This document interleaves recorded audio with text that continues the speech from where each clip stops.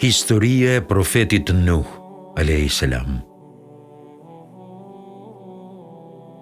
Pas vdekjes së Ademit, kaluan shumë vite. Para se të lindte Nuhu, në botën tonë jetuan edhe 5 njerëz të mirë që mësuan në rrugën e drejtë. Ata quheshin Ued, Suva, Jagus, Jeuk dhe Nesër. Pas vdekjes së tyre, njerëzit ngritën përmendoret e tyre që të mos i haronin. Brezat u ndruan, vdiqën baballarët e u lanë vendin bijve, gjeneratat ndoqën njëra tjetrën, por brezat e mëvonshëm e haruan shkakun e vërtetë të ndërtimit të këtyre përmendoreve. Shejtani ishte gjithmonë i gatshëm për të prishur mendjen e njerëzve dhe më në fund ja arriti t'i binte se ata statuje ishin perëndit e tyre. Njerëzit nisën t'i adhuronin këto statuje, madje gdhëndën edhe të tjera. Biri i njeriut kishte haruar krijuesin e vërtet dhe kishte nisur të adhuronte idhujt. Në një atmosferë të tillë, Zoti u dërgoi bijve të Ademit Nuhun për t'i thirrur në rrugë të drejtë, për t'u kujtuar mesazhin e vet dhe për t'u udhëhequr drejt së mirës. Nuhu nuk ishte as mbret dhe as ishte pjesë ndonjë shtrese të lartë të shoqërisë. As nuk kishte ndonjë pushtet të mbështetur në pasuri, por pa diskutim ishte njeriu më i madh i asaj kohe.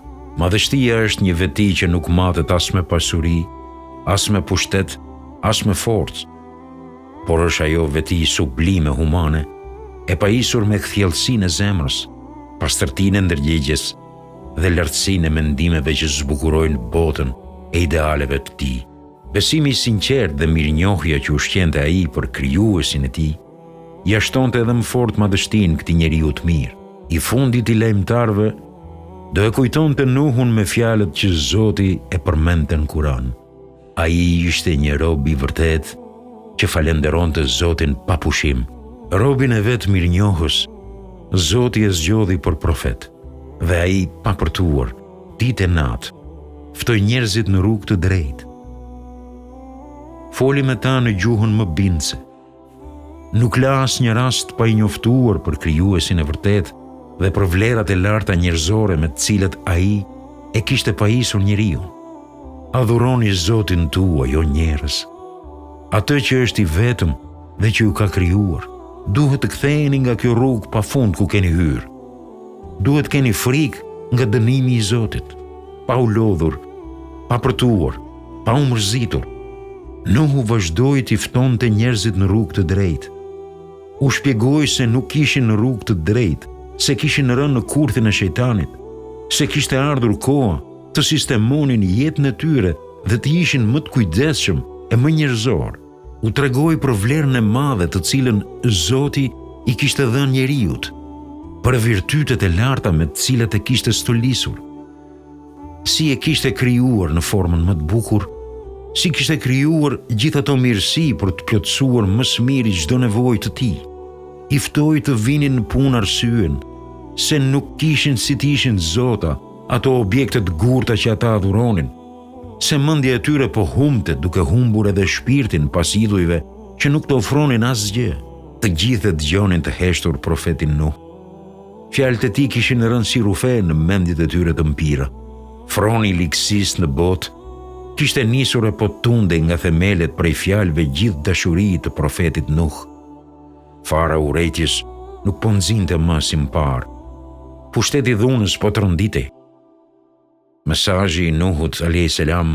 pritej mirë nga njerëzit e mirë, të shtypurit, të varfrit, por kurse si s'mund të gjente mbështetje nga të këqijt, shtypsit, mizorët, nuk donin kurse si që ingranazhi shoqëror i ndërtuar të prishej. Ata ishin të pasur, e kishin vënë këtë pasuri duke shtypur të varfrit, duke grabitur e pleçkitur, duke mashtruar njerëzit në emër të idhujve e të sistemit që gjoja ata u mësonin. Një sistem i ri, një besim i ri pa dyshim që do prishte punë, prandaj vendosën t'i hapnin luftë Nuhut a.s. dhe i thanë: "O ti që pretendon se je profet, nuk ke asnjë ndryshim prej nesh. Edhe ti je njeri." "Po, Ai ishte si gjithë të tjerët, ishte njeri, se Zoti patjetër që të dërguarit e vet i zgjidhte mes njerëzve, për njerëzit, sikur banorët e tokës të kishin qenë engjëj, edhe profeti i tyre engjëll do të ishte. Po nëse Zoti do u dërgonte njerëzve për profet një engjëll, atëherë do ishte shumë e zorshme, se engjëjt nuk flen, nuk ushqehen, nuk kanë funksionet e njerëzve. Ndaj njerëzit asnjëherë nuk do të kishin një shembull konkret për t'u treguar atyre rrugën e drejtë. Profetët gjithmonë kanë qenë njerëz, sepse ata jetojnë mes njerëzve, si njerëzit e tjerë, hanë, pinë, flenë, punojnë, udhtojnë, e flasin dhe kanë jetën e tyre familjare si gjithë të tjerët. Por çdo moment i jetës tyre është shembull për njerëzit, për devotshmërinë, ndershmërinë, humanizmin dhe parimet që ata posedojnë.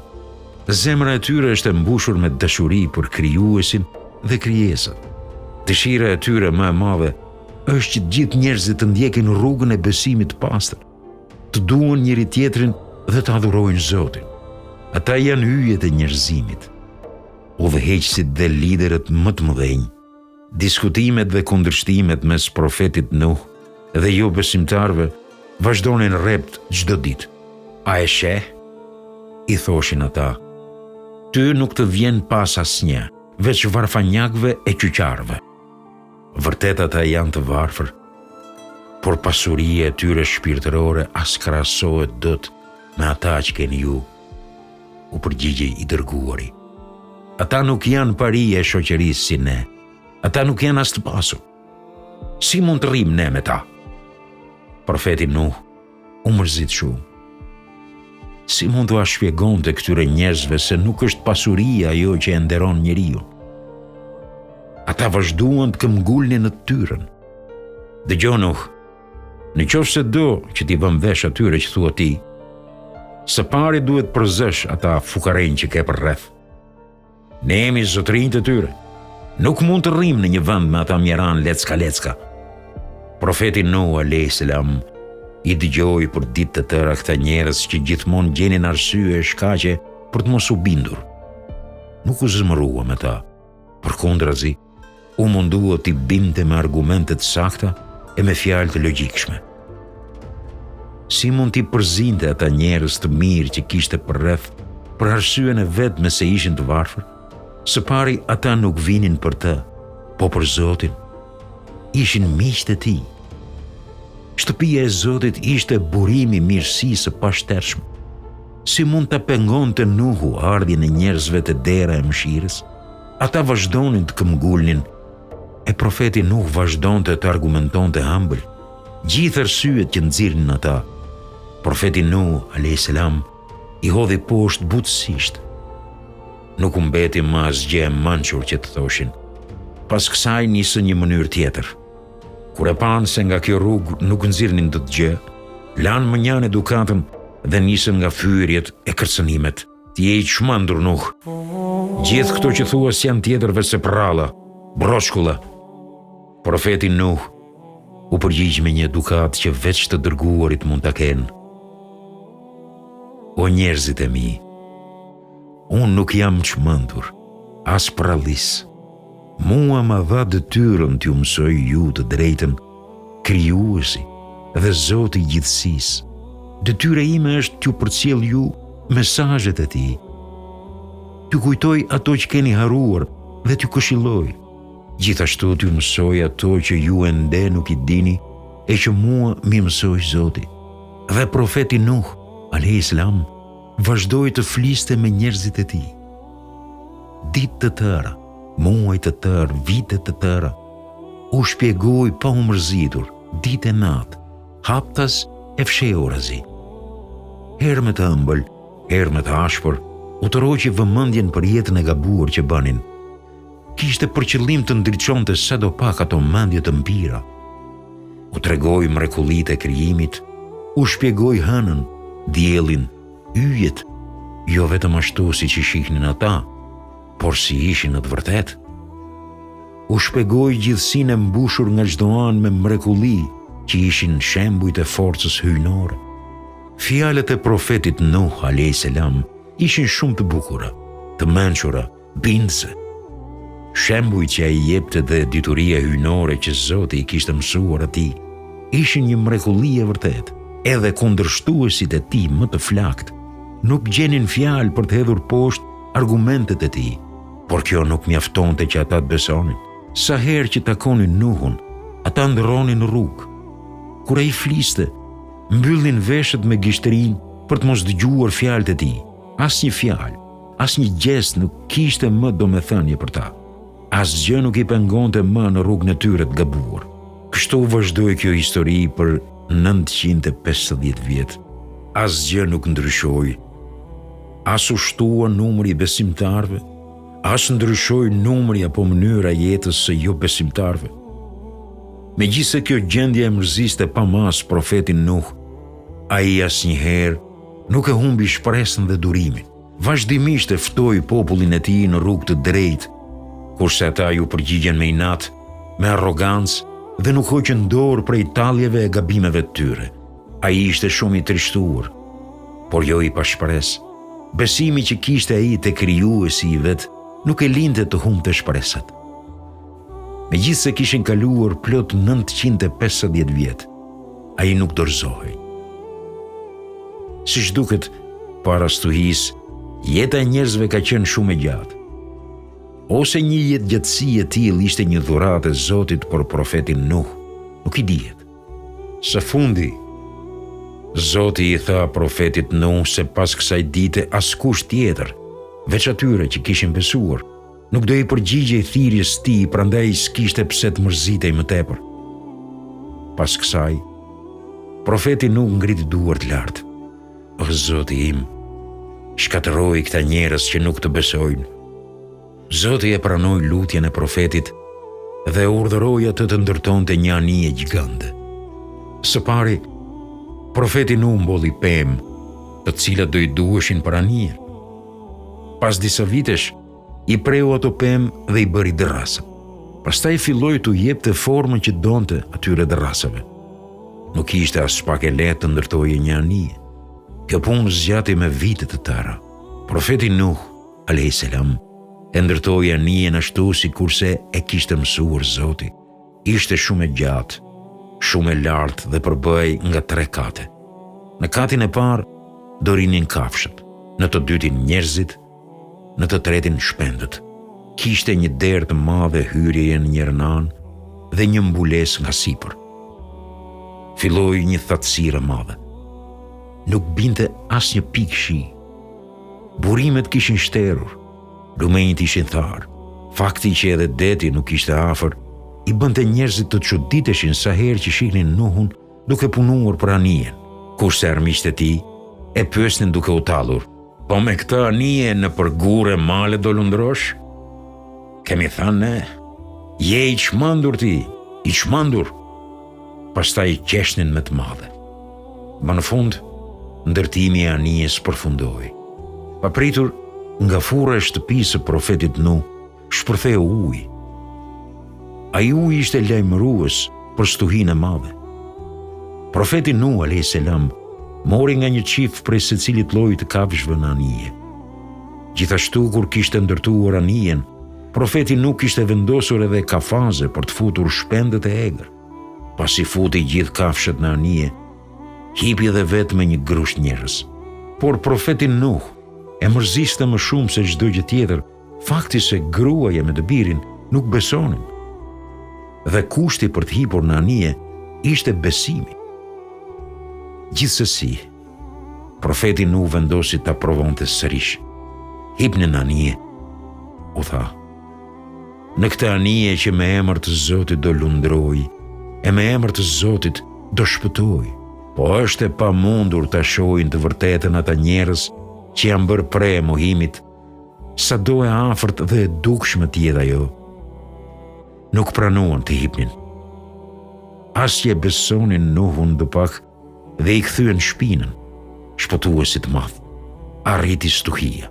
Nga çdo e çare tokës vërshonte ujë. Nga qielli binte një shi që nuk ishte parë gjera ditë, sikur t'ishte shpuar. Çdo anë mbuloi ujë. Profeti Nuh U soll nga i biri që vazhdonte të këmbgulte në të vetën. Kishte hipur mbi një shkëm të lartë dhe shikonte anijen që largohej. I foli me dëmshurinë e një prindi. Eja bir, beso, mos i bëj pa drejtësi vetvetes. Beso dhe hip në anije bashkë me ne. Në anije hipnin vetëm ata që besonin. Ky ishte kushti. Prandaj dhe profeti Nuh e ftonte të birin të besonte. Por i biri ja ktheu, do të ngjitem në mal, në majat larta aty ku uji nuk vjen dot. Ata do të mbrojnë, por ajo ishte një ditë kur askush veç atyre që kishin merituar dashurinë e Zotit nuk do shpëtonte. Ishte ditë dënimi. Një ditë kur qielli e toka shfrynin zemërimin e tyre mbi njerëzit pa besim. Pas pak dallë të stërmëdhan nisën të rrihnin shkëmbijit ku gjendej i biri. I riu hipin një maj të lartë për të mbrojtur nga uji, por asgjë nuk mund të përballonte furinë e ujrave të zemëruar. Një dallë sa një mal përfshiu majën ku ishte djali dhe i humbi mes ujrave. Ujrat rrithnin nga çdo anë. Rriteshin e rriteshin, ishin bërë sa mbulonin malet. Gjithë bota u përmbyt. I ngjante një oqeani pa fund. Nga do kishte veç ujë dhe errësirë. Një grup besimtarësh në një anije druri dridheshin nga frika e i luteshin Zotit për shpëtim. Përveç atyre që ishin në anije, mbi dhen nuk kishte mbetur asgjë e gjallë. As nuk mund përshkruhet e as nuk mund të imagjinohet të merri i asaj stuhie. Një fatkeqësi, një gjë me vërtet. Anija e Nuhut ndërkohë vazhdonte udhëtimin duke u kacafytur me dallgët e larta. Forca e Zotit ishte ajo që e kishte bërë botën oqean dhe mëshira e Zotit ajo që e mbronte anijen e Nuhut në përdete. Një ditë, Zoti urdhëroi qijet të mbanin shirat, tokën të gëlltiste ujërat dhe anijen e Nuhut të zbarkonte pranë maleve gjudi. Profeti Nuh a.s. dërgoi një pëllum të kontrollonte përreth. Ai, kur u kthye, mbante në sqep një degu liri. Kështu, Nuhu e kuptoi se fortuna kishte pushuar dhe në botë kishte ardhur sërish qetësia. Stuhia kishte pushuar, ditë të frikshme kishin ngelur pas. Por në zemrën e Nuhut kishte një peng. Ai ishte një baba. Një baba shumë i mirë, shumë i dhimbshëm. Me duar të hapura ju luta ti që e do, e kuptonte më mirë se kush do. Zoti të vet, Zoti im, më i lartë i të lartëve. I mbiri ishte pjesë e familjes sime dhe pjesë e zemrës sime. Po edhe fjala jote është absolutisht e drejtë. Çdo veprim nga ti ka 1001 arsye dhe askush më mirë se ti nuk mund të marrë vendim. Zoti i kishte premtuar Nuhut se familja e tij do shpëtonte. A nuk ishte i biri familja e tij? I gjithë dituri foli me logjikë dhe dije. I tha, jo Nuh, ai nuk është nga familja jote. Ai ishte e keqja e vetes. Faji i tij është shumë i madh. Ai preferoi terrin e mohimit në vend të së drejtës. Ai djalë nuk mund të ishte biri i Nuhut. Ai e mohonte Zotin. Nuk mjaftonte pastaj vetëm lidhja e gjakut për të qenë nga familja e Nuhut. Duhej besimi, ideali. Familja e vërtetë e Nuhut ishin ata që e besonin atë dhe Zotin që e kishte dërguar. Nuhu e kuptoi se kishte logjikuar gabim, jo ashtu si i takonte nivelit të tij si profet. Për ditë të tëra qau, u pendua dhe ju lut Zotit ta falte. Dhe Zoti e fali duke e mbuluar me mëshirë. Pastaj e urdhëroi atë dhe të tjerët të linin anijen dhe të fillonin jetën në atë dheun e ri. Pasi la të lirë zogjt e kafshët, Nuhu zbriti nga anija. Ra në sejdë sa po i shkelën këmbët. Toka ishte ende e lagët. U fal duke falenderuar Zotin dhe vendosi të ndërtonin një faltore të madhe për të cilën nisi punën me njëherë. Forca e Zotit që kishin dëshmuar i kishte lënë pagoj, por tashmë ishin kthyer sërish jetës. Një jetë e re nisi mbi botë. Vitet ndoqen njëri tjetrin. Profeti Nuh nuk rreshti kurrë së shpjeguar i Zotin, por një ditë edhe ai ndjeu se ishte afruar vdekja. Mblodhi bijtë rreth vetes dhe u la amanetin. Edhe fjalët e tij të fundit ishin këto: mos rreshni sa adhuruar i Zotin, mos u ndani nga rruga e tij.